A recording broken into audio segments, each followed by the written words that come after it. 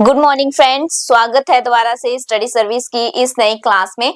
और जैसे कि हम पिछले कल जो है यूनिट 2 कर रहे थे और उसी के टॉपिक को जो है आगे बढ़ाएंगे। तो बीच में जो है आपने जो है 2 दिन में जो है जितनी भी प्रीवियस थी वो सारी की सारी आपने कवर कर ली होंगी। अगर आपने अभी तक नहीं किया है उस चीज को, जितने भी प्रीवियस कॉन्सेप्ट थे कवर, तो जाकर के प्लेलिस्ट में कवर कर लीजिए। और आज जो है हम नया टॉपिक अपना स्टार्ट करेंगे। जैसे कि हमने टीचर एजुकेशन जो है यूनिट 2 का जो है कॉन्सेप्ट स्टार्ट किया था, तो प्रीवियस क्लास में हमने देखा था कि टीचर एजुकेशन क्या होती है ना, वो सब चीजें देखी थी, उसका मीनिंग देखा था। साथ साथ में फिर हमने जो है इसको एंशिएंट एस्पेक्ट्स में देखा था। साथ में हमने कहा था 3 तरह की होती हैं हिस्टोरिकल एस्पेक्ट की अगर हम बात करते हैं तो, जिसमें हमने प्री इंडिपेंडेंट देखा था, एंशिएंट एजुकेशन देखी जिसमें बुद्धिस्ट देखी और मुस्लिम देखी थी, है ना। तो फिर उसके बाद हमने British education system before independent India भी देखा। तो मैंने आपको जो है ये बताया था सारा, है ना। तो पिछले कल जो है हमने डिस्कस किया था जिसमें हमने वुड डिस्पैच डिस्कस कर लिया था और सैडलर जो है कमीशन वो हमने डिस्कस किया था। तो आज जो है उसी को जो है आगे हम कंटिन्यू करेंगे। चलिए, तो मैं पीडीएफ देख लेती हूँ आगे। तो आज जो है हम इसी को जो है अच्छे से यहाँ तक हमने कर लिया था, अब नेक्स्ट जो है कंटिन्यू करते हैं। तो आज का जो है छोटा सा टॉपिक है बट वेरी इंपॉर्टेंट है। जो भी चीजें बच गई हैं वो सारी की सारी आज हम देखेंगे इसमें, फिर जो है नेक्स्ट क्लास में नेक्स्ट टॉपिक करेंगे। चलिए, तो आज के टॉपिक का क्या है, अभी हम देखेंगे सैडलर कमीशन 1917 रिपोर्ट प्रेजेंटेशन इन 1919। तो जो सैडलर कमीशन आपका आया था वो आपका 1917 में आया और इसने जो अपनी रिपोर्ट को पेश किया, वो अपनी रिपोर्ट इन्होंने पेश की अपनी 1919 में पेश की। तो इस सैडलर कमीशन का क्या जो है शिक्षा को लेकर के, टीचर की शिक्षा को लेकर के इन्होंने क्या बात की, उसी पे हम जो है बात करेंगे। तो इन्होंने क्या बात की कि जो भी टीचर्स हैं, है ना, उनको क्या होनी चाहिए, professional training secondary school teachers. तो इन्होंने बात की कि जो भी जितने भी टीचर्स हैं, जैसे आपने पिछले उसमें देखा था उसमें भी ट्रेनिंग की बात की जा रही थी, तो इन्होंने उसी को आगे बढ़ाते हुए कहा कि हाँ, इनमें क्या होनी चाहिए, सेकेंडरी स्कूल के जो भी जितने भी टीचर्स जो पढ़ा रहे हैं उनको क्या होने चाहिए, एक उनके लिए अलग से जो है एक स्कूल बनाए जाने चाहिए, उनके लिए ट्रेनिंग करवाई जानी चाहिए। उसके बाद इन्होंने सुजेस्ट किया, देखिए क्या क्या, ट्रेनिंग प्रोग्राम के अलग अलग जो है इसके लिए जो है अलग अलग ट्रेनिंग के जो है प्रोग्राम बनाए जाने चाहिए। उनको जो भी क्लासरूम के अंदर टीचिंग करते हैं उनको जो भी जरूरत है उन सब चीजों को जो है साथ में प्रोवाइड करवाना। और साथ में ये कहा कि जो भी टीचर है ना, उसको ऐसा ना हो कि सिर्फ आप जो है ट्रेनिंग प्रोग्राम के थ्रू जो है सिर्फ टीचिंग कैसे करनी है वही बताए जा रहे हो, बल्कि साथ में उनको ये भी बताना आल्सो अ गुड एडमिनिस्ट्रेटर, कि वो कैसे जो है साथ साथ में टीचिंग के साथ साथ जो है अच्छे प्रशासक भी कैसे बन सकते हैं, गुड एडमिनिस्ट्रेटर भी जो है वो कैसे बन सकते हैं। तो ये भी जो है सैडलर कमीशन के दौरान जो ये बातें कही गई कि ऐसी ऐसी चीजें जो है जो टीचर्स हैं उनको ये सिखाई जानी चाहिए ट्रेनिंग के दौरान। तो आई होप आपको सैडलर कमीशन जो 1917 में आया था 1917 में, और जिसकी रिपोर्ट पेश की गई थी 1919 में, वो आपको क्लियर हो गया होगा। और हमने जो अभी देख रहे हैं, चाहे हमने वुड डिस्पैच देखा था या फिर सैडलर कमीशन अभी देखा, तो हमने इसमें क्या देखा, ओनली हमने ये देखा है कि टीचर्स के लिए क्या व्यवस्था की गई है, कि टीचर एजुकेशन जो है वो कैसी होनी चाहिए। तो उसी के पर्सपेक्टिव से जो है हमने इसे देखा है। चलिए नेक्स्ट देखते हैं। नेक्स्ट हमारे पास आता हार्टोंग कमेटी आती है ना। हार्टोंग कमेटी जो है 1929 की अगर हम बात करें तो इसमें क्या होने लगा, इसमें बात की जाने लगी कि जो भी सैडलर कमेटी में जो है बातें की गई हैं उसी को जो है इन्होंने आगे बढ़ाया। और इन्होंने क्या कहा कि रिफ्रेशर कोर्सेज जो है वो चलाए जाए, है ना। Teacher who were the already in services, जो भी टीचर इन सर्विस में है, इन्होंने क्या बात की, इन्होंने कहा कि ठीक है, सैडलर कमेटी में जो ट्रेनिंग की बात की जा रही है वो अच्छी बात है, लेकिन साथ में क्या होना चाहिए, जो भी टीचर इन सर्विस में है, जो टीचिंग ऑलरेडी कर रहे हैं, उनके लिए क्या होना चाहिए, उनके लिए भी जो है एक अलग से कोर्सेज करवाया जाना चाहिए, उनको भी ट्रेनिंग साथ में दी जानी चाहिए। तो इन्होंने इन सर्विसेज की बात की है। फिर रिजल्ट क्या हुआ उसका, कि क्या ऐसा रिजल्ट हुआ, तो उन्होंने कहा कि उससे क्या होना शुरू हो गया, एजुकेशन डिपार्टमेंट एस्टेब्लिश किए गए, अलग अलग जो है एजुकेशन के जो है स्कूल खोले गए, कॉलेज खोले गए, ट्रेनिंग सेंटर खोले गए, है ना। देखो, टीचर की ट्रेनिंग के लिए जो है इंस्टीट्यूशंस जो है वो स्टार्ट किए गए। फिर improving there laboratories and libraries, तो उसके लिए जो है लेबोरेटरीज और लाइब्रेरी जो भी थी उनको भी क्या किया गया और भी विकसित किया गया।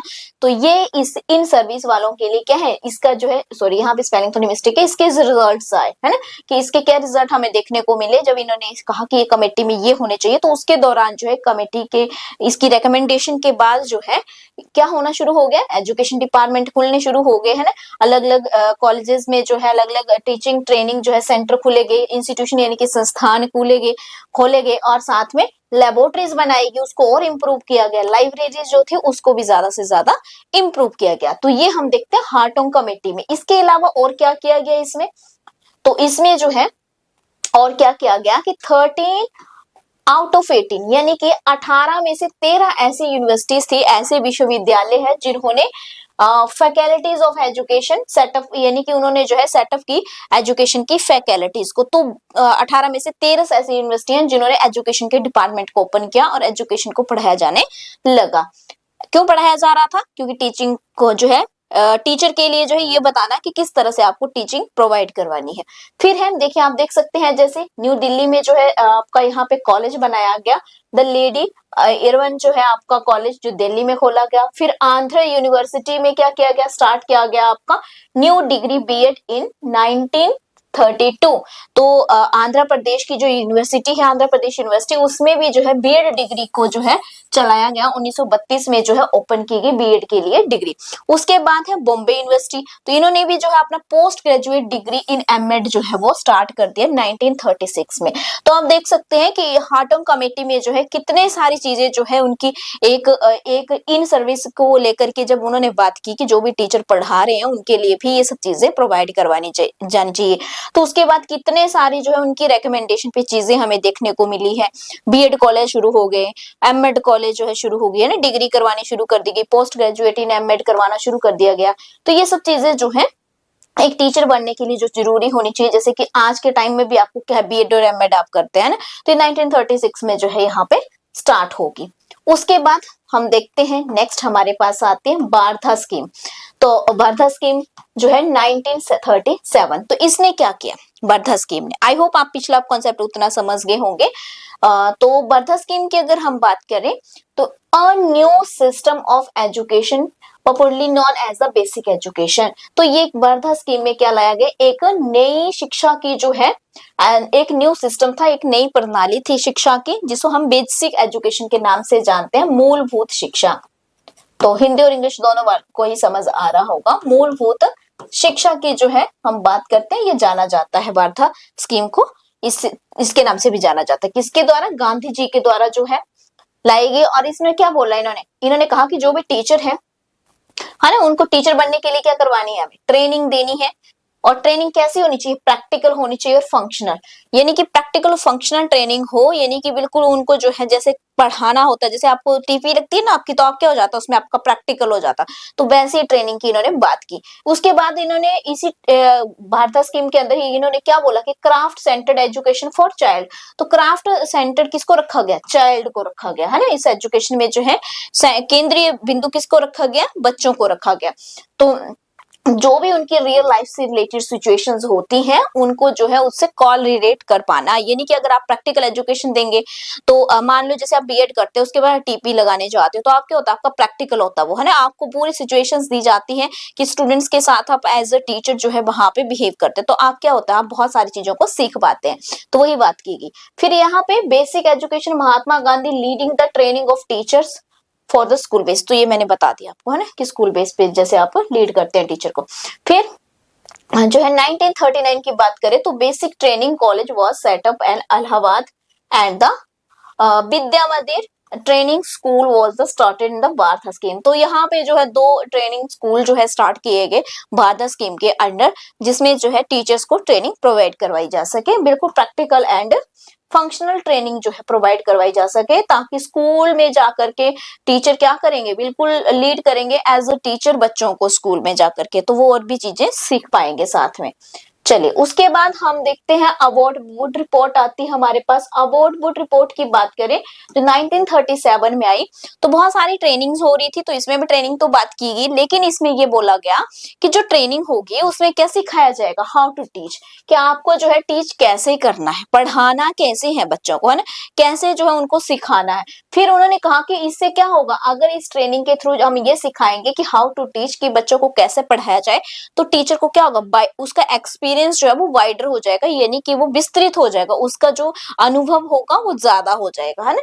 तो वो सब चीजें किसमें बात की गई, अवार्ड वुड रिपोर्ट 1937। तो देखो मैं बिल्कुल एक एक मैंने पॉइंट लिखा, इसका मतलब ये है कि मैंने बिल्कुल स्पेसिफिक नोट्स आपको प्रोवाइड करवा रही हूँ, जो भी मैं यहाँ पे बोल रही हूँ साथ साथ में एक्सप्लेन मैं कर रही हूँ कि क्या है ना, तो ज्यादा आप ना उलझें, वही चीजें लिखें जो इंपॉर्टेंट है। चलिए नेक्स्ट देखते हैं।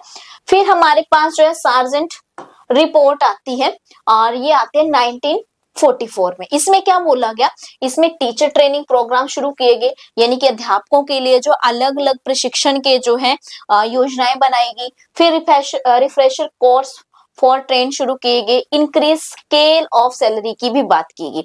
यहाँ पे बात की गई जो सैलरी उनको दी जा रही है उसमें क्या किया जाए, बढ़ाई जाए वो, ताकि उनको जो है और भी एनकरेजमेंट, है ना। अगर मान लो आप जैसे मुझे कमेंट करते हो, तो मैं आपसे सैलरी तो नहीं ले रही हूँ ना, मुझे सैलरी तो नहीं मिल रही, जब मेरा इंस्टीट्यूट होगा तो सैलरी कहाँ से मिलेगी। बट ये है कि हाँ, अगर आप कमेंट करते तो मैं क्या हो जाती हूँ, मतलब आप मुझे जो है क्लास को और भी अच्छे तरीके से लेने के लिए या डेली क्लास लेने के लिए क्या करते हैं, मोटिवेट करते हैं। तो उसी तरह से यहाँ पे क्या होता था, यहाँ पे क्या था, सैलरी प्रोवाइड करवाने के लिए क्या बोला गया कि जो भी टीचर है उनको सैलरी जो प्रोवाइड करवाते हैं उसमें क्या होना चाहिए, इंक्रीज करनी चाहिए, ताकि उनको क्या हो, और भी वो मोटिवेट हो पढ़ाने में और अपना बेस्ट से बेस्ट दे सके, है ना। तो यहाँ पे वो भी बात इसमें की गई है। तो ये सब जो है इसमें बातें जो है की गई। और तो आपने जो है ये भी देख ली सार्जेंट कमेटी। फिर हमारे पास आता है नेशनल पॉलिसी ऑफ एजुकेशन। तो नेशनल पॉलिसी ऑफ एजुकेशन 1968 की हम यहाँ पे बात करेंगे। तो इसमें बोला गया कि जो टीचर एजुकेशन है, particularly in services education should receive due to emphasis की जो है बात की गई है। तो इसमें भी जो है क्या बात की गई है कि टीचर जो होगा उसे जो है साथ साथ में ट्रेनिंग भी होगी उसकी। तो इसमें तो बिल्कुल सीधी बिल्कुल जो है टू द पॉइंट यहाँ पे बात आ गई कि आप जो है जब आपका नेशनल पॉलिसी ऑफ एजुकेशन आया तो उसमें टीचर को जो है और भी ज्यादा से जो है डेवलप करने की बात की गई। टीचर जो है वो अच्छे से जो है ट्रेनिंग ले, है ना, या फिर जैसे आप बीएड कर रहे हैं फिर आप ट्रेनिंग लेते हैं, तो वही सब जो बातें इनमें सब में वही बातें की गई लगभग। अगर सभी के रिजल्ट हम देखें तो आप जो है बस गेम्स याद रखना, नाम याद रखना। फिर आपने देखा कि जब आ गया 686 आ गया, 1986 आई नेशनल पॉलिसी ऑफ एजुकेशन। तो आप जो आज देखते हैं जैसे डाइट आप देखते हैं ना, डाइट्स की व्यवस्था जो है कौन सी नेशनल पॉलिसी एजुकेशन में की गई है ना, तो वो की गई 1986 में। फिर कॉलेज खोले गए, है ना, आप देख सकते हैं। फिर इंस्टीट्यूशन जो है वो अलग अलग ओपन किए गए। तो ये सारे के सारे जो है ये आते हैं 1986 की नेशनल पॉलिसी ऑफ एजुकेशन में। तो इसके बाद जो है स्कोप ऑफ टीचर एजुकेशन है, तो ये वाला टॉपिक हम कल डिस्कस करेंगे। और जहां तक मैंने आज करवाया वो सारी की सारी आप जो स्कीम्स को लिख लीजिए और अच्छे से नोट्स बना लीजिए। सभी का मकसद क्या था, टीचर को ट्रेन करना ताकि वो अच्छे से अच्छे जो है एजुकेशन प्रोवाइड करवा सके स्टूडेंट को। तो मेन मकसद इनका यही है। बाकी आपने भी बीएड की हुई है, आपको भी पता है कि आप एज अ टीचर जो किस तरह से स्टूडेंट को जो है गाइड करते हैं, और आप जो है जब टीचर बन जाएंगे तो आप किस तरह से आपका रोल रहेगा, तो वो सब चीजें आप भी जानते हैं। तो मेरा मकसद जो था आपको टॉपिक को जो है बिल्कुल बताना था कि इस टॉपिक के अंदर क्या क्या आता है। बाकी सब चीजें आप भी साथ में एफर्ट कर रहे होंगे और आप मेरे से ज्यादा एफर्ट कर रहे होंगे क्योंकि आपको पेपर देना है ना। तो चलिए, आई होप आपको ये अच्छी लगी होगी क्लास, और आप कमेंट करके बताइएगा ताकि मैं नेक्स्ट क्लास में आपको स्कोप ऑफ टीचर एजुकेशन करवा सकूं। इसके 3 पार्ट है हमारे, तो इनको भी डिटेल में हम अगली क्लास में देखेंगे। Thank you so much.